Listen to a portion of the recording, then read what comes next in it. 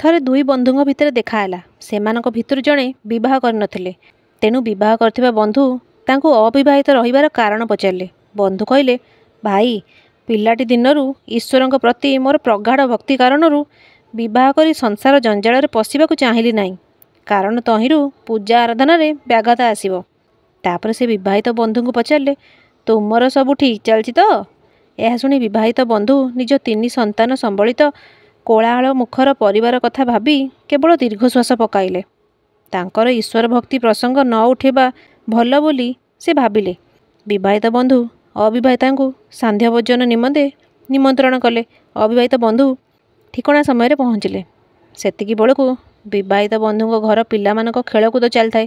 ବିବାହିତ ବନ୍ଧୁ ଜଣକ ବାରମ୍ବାର ପିଲାମାନଙ୍କୁ ଚୁପ୍ କରାଉଥାନ୍ତି, କିନ୍ତୁ ପିଲାମାନେ ନଛୋଡ଼ବନ୍ଦା। ଖାଇବା ପରଷାଗଲା। ତା ପୂର୍ବରୁ ଦୁଇ ବନ୍ଧୁ ଈଶ୍ୱରଙ୍କୁ ପ୍ରାର୍ଥନା କରିବା ଲାଗି ବସିଲେ। ଖାଇବା ବେଳେ ବିବାହିତ ବନ୍ଧୁ ଅବିବାହିତଙ୍କୁ ପ୍ରାର୍ଥନା ବେଳେ ପିଲାମାନଙ୍କ ରଡ଼ିଜନିତ ବ୍ୟାଘାତ ଲାଗି କ୍ଷମା ମାଗିଲେ। ଏହା ଶୁଣି ଅବିବାହିତ ବନ୍ଧୁ ତାଙ୍କ ହାତ ଧରି ପକାଇଲେ। କହିଲେ, ସତରେ ବନ୍ଧୁ, ମୁଁ ଭାବୁଛି ତୁମେ କେଡ଼େ ଭାଗ୍ୟବାନ।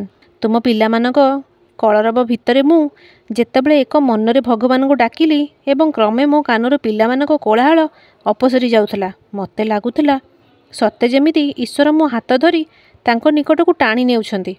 ମୋ ଜୀବନଯାକର ବିଜନତାରେ ଏ ପ୍ରକାର ଅନୁଭୂତି ନଥାଏ। ଭାବୁଛି ଏକୁଟିଆ ରହି ଅନେକ କିଛି ହରାଇଛି। ସତରେ ବନ୍ଧୁ, ଆପଣ ଯଦି ଈଶ୍ୱରଙ୍କ ପ୍ରତି ଭକ୍ତି ପ୍ରଗାଢ଼ ବିଶ୍ୱାସ ଅଛି, ଆପଣ ଯେତେ କୋଳାହଳ ପରିବେଶରେ ରହିଲେ ମଧ୍ୟ ଈଶ୍ୱରଙ୍କୁ ନିଶ୍ଚୟ ଆରାମସେ ଡାକିପାରିବେ। ତ ସାଙ୍ଗମାନେ, ଯଦି ଗପଟି ଭଲ ଲାଗିଥାଏ ତାହେଲେ ଲାଇକ୍, ସେୟାର, ସବସ୍କ୍ରାଇବ୍ ନିଶ୍ଚୟ କରିବେ। ଜୟ ଜଗନ୍ନାଥ।